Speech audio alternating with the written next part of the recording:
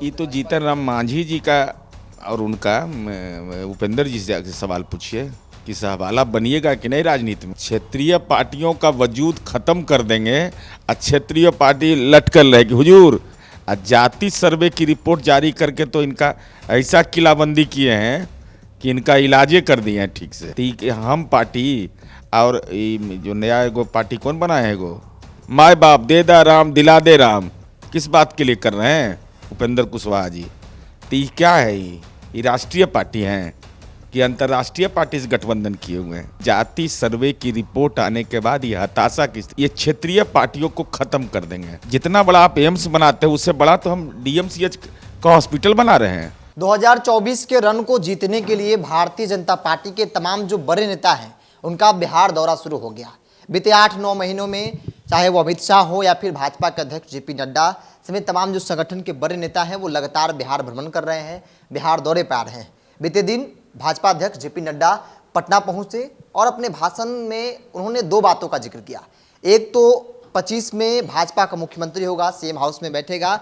दूसरी बड़ी बात कि आने वाले दिनों में जो क्षेत्रीय पार्टियां हैं वो खत्म हो जाएगी। मेरे साथ बातचीत करने के लिए जेडीयू के मुख्य प्रवक्ता नीरज कुमार है। पिछली बार मुझे याद है जब आप लोग साथ में थे तभी कहा गया था जेपी नड्डा से, कड़े शब्दों में विरोध आपने किया था। एक बार फिर से उन्होंने कहा कि क्षेत्रीय पार्टियां तो खत्म ही हो जाएगी। अब देखिए, भारतीय जनता पार्टी का राजनीतिक दुर्भाग्य है कि भाजपा के भीष्म पितामह कहे जाने वाले जिन्होंने भिक्षाटन कर करके अपनी पार्टी को खड़ा किया, श्रद्धेय कैलाशपति मिश्र जी के स्मृति में कुछ करेंगे इसकी कोई घोषणा नहीं की। ये कैसे राजनीति के नए मापदंड हैं कि जिनके स्मृति में आए श्रद्धेय कैलाशपति मिश्र जी का, उनका एक अदद मूर्ति तक के नहीं है इस पूरे बिहार में। पैतृक गांव को गोद लिया था सुनी चौबे ने, गोद तो विकास के मामले में सुना रहा, पेड़ भी जो लगाया था वो पेड़ों सूख गया। राजनीति में निर्लज्जता की भी एक सीमा होती है, उस सीमा का अतिक्रमण कर दिया। अब जन नायक कर्पूरी ठाकुर की जयंती मनाए, श्री बाबू की जयंती मनाए, स्वामी सहजानंद सरस्वती के जयंती का कार्यक्रम हो और हम ही कुछ नहीं करें तो हमारी सरकार और हमारे मुख्यमंत्री गुनाहगार माने जाएंगे। तो ये अब ये क्षेत्रीय पार्टियों को खत्म कर देंगे। पता नहीं चला कि हम पार्टी और जो नया एगो पार्टी कौन बना है एगो उपेंद्र कुशवाहा जी। तो ये क्या है, ये राष्ट्रीय पार्टी हैं कि अंतर्राष्ट्रीय पार्टी से गठबंधन किए हुए हैं। भाई तब बैठक का एनडीए का करते हैं तो केवल भाजपा का बैठक करिए। अरे सच यह है कि जाति सर्वे की रिपोर्ट आने के बाद ये हताशा की स्थिति में है, मानसिक बेचैनी में है। कोई यहाँ गिरा कोई वहाँ गिरा, जेपी नड्डा यहाँ करा रहे हैं, नरेंद्र मोदी छत्तीसगढ़ में करा रहे हैं, सब करा रहा है राजनीति में। तो ये सच है कि क्षेत्रीय पार्टियों का वजूद आप खत्म करने की बात कहते हैं तो वजूद खत्म कर दिए बिहार में ना। यही बयान ताबूत में आखिरी किल ठोका एनडीए गठबंधन का, जब जेपी नड्डा ने यह कहा था कि क्षेत्रीय पार्टियों का वजूद खत्म कर देंगे। और जाति सर्वे की रिपोर्ट जारी करके तो इनका ऐसा किलाबंदी किए हैं कि इनका इलाजे कर दिए हैं ठीक से। जाति सर्वे तो रिपोर्ट जारी हुआ, भाजपा के तमाम नेता कह रहे हैं कि भाई मंडल भी मेरा, कमंडल भी मेरा, आपके पास तो कुछ है नहीं बस राजनीति करने के सिवा। बोलने के लिए तो छुरछुरी पटाखा को कोई रोका है? छुरछुरी पटाखा है। 2015 में 14 में तो प्रचंड बहुमत आया था, 15 में क्या स्थिति पैदा कर दिया। अरे भाई राजनीति में अपनी उपलब्धि बताते ना जेपी नड्डा साहब कि भारतीय जनता पार्टी के 9.5 वर्ष के शासनकाल में यह उपलब्धि हमारी रही। कह रहे हैं एम्स के बारे में बताइए तो, जितना बड़ा आप एम्स बनाते हैं उससे बड़ा तो हम डीएमसीएच का हॉस्पिटल बना रहे हैं, 5000 बेड का पीएमसीएच बना रहे हैं। है तकदीर में नसीब, भाजपा शासित प्रदेश कोई देश के अंदर है जहां 5000 बेड का अस्पताल हो? एक प्रदेश का नाम बताए भाजपा जहां आप 20 साल 25 साल से राज कर रहे हैं। एक जगह आपने बनाया मेरीन ड्राइव, ऐसा देखे हैं? ऐसा मेरीन ड्राइव तो दिखाई भी नहीं पड़ा होगा। मुंबई के बाद तो पटने में नजर आता है। लेकिन गंगा मैया ने इनको बुलाया था और गंगा मैया में गाद भर दिए।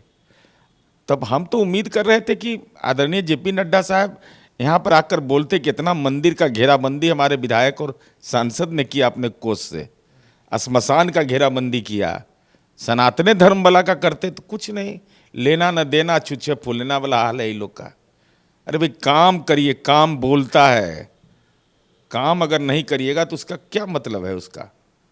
एक बात बहुत चर्चा रही कल की कि भाई अब किसी के साथ तो जाना नहीं है, भाजपा इतनी मजबूत है कि 25 में हम लोग अपना मुख्यमंत्री बना सकते हैं। ये तो जीतन राम मांझी जी का और उनका उपेंद्र जी से सवाल पूछिए कि सहवाला बनिएगा कि नहीं राजनीति में। वो कह रहा है कि हम अकेले रहेंगे। तो ऐसा तो नहीं कि कमल पर लड़ा दे आप लोग को, क्योंकि इन लोग की जुबान खामोश कर दिया है। CBI ED ITB को भेज देगा डर से, तब सरेंडर कर रहे हैं। तो क्या सरेंडर कर रहे हैं भाई? बिहार में तो लड़ाई छेड़ दिया है हम लोगों ने। CBI ED IT क्या करेगा? लड़ाई छेड़ेंगे, इसके खिलाफ लड़ेंगे। लगता है किसी कारण से आम आदमी पार्टी के नेता की गिरफ्तारी हो जाती है, झारखंड में जाता है। बिल्कुल, संजय सिंह की गिरफ्तारी का क्या मतलब है? संजय सिंह जो राज्यसभा के माननीय सांसद हैं, राज्यसभा में मोदी सरकार के आलोचक थे, तो राज्यसभा से आपने निलंबित कर दिया। और ऐसा देश के संसदीय लोकतंत्र में कभी हुआ है कि पूरा विपक्ष अनुरोध कर रहा है कि भाई संसद का विशेष सत्र है, महिला आरक्षण बिल जैसा महत्वपूर्ण बिल आप ला रहे हैं, तो एक संसदीय मर्यादा होती है। अनुरोध किया कि इनका निलंबन वापस करिए, निलंबन नहीं वापस किया। उसके बाद जाति सर्वे की रिपोर्ट आती है, उसके बाद आप पार्टी समर्थन करता है तो आप गिरफ्तार कर लेते हैं।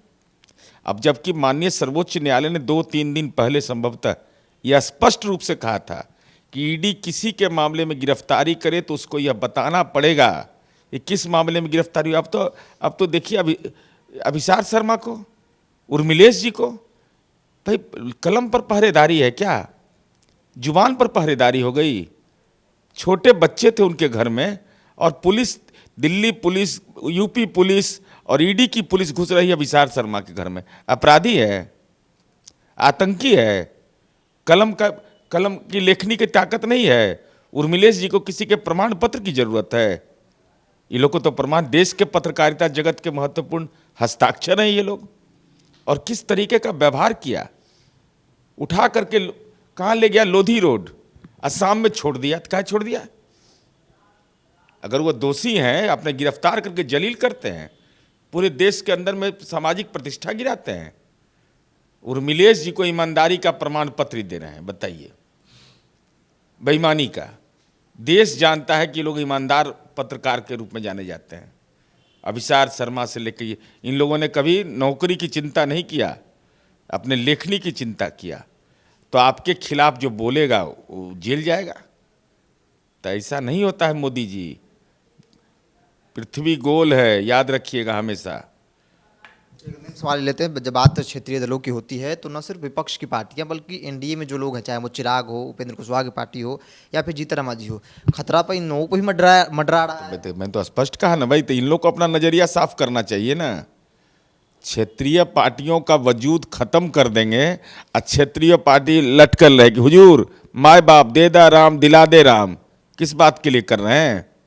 जब आपका जमीन ही आपका खत्म कर देगा तब बचेगा क्या राजनीति में? ये तो निश्चित रूप से लोकतंत्र के विरोध में और एक दलीय तानाशाही की ओर देश बढ़ रहा है कि एक हम रहेंगे, दूसरा किसी को नहीं रहने देंगे। यह मानसिकता देश के अंदर अगर विकसित हो रही है तो ये इतना बड़ा गुनाह है जिस सार्वजनिक जीवन में आप इसकी कल्पना नहीं कर सकते। चलिए, तो साफ तौर पे जिस तरीके से जेपी नड्डा ने कल कहा, तो न सिर्फ विपक्षी पार्टियों को लेकर सवाल है बल्कि एनडीए में जो कई ऐसे दल हैं, चाहे वो चिराग पासवान की पार्टी हो या फिर उपेंद्र कुशवाहा, जीतन राम मांझी हो, उनको लेकर भी बड़ा सवाल है। हालांकि पिछली बार भी जेपी नड्डा, जब बिहार में एनडीए की सरकार थी, तब भी उन्होंने इस बात का जिक्र किया था और कहा था कि क्षेत्रीय पार्टियां जो है समाप्त हो जाएगी।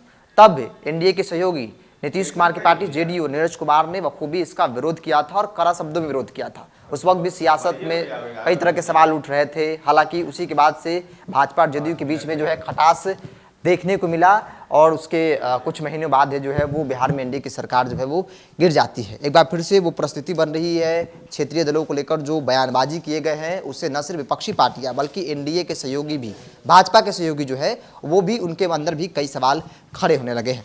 सहयोगी अजय के साथ बिरजू सिंह, पटना।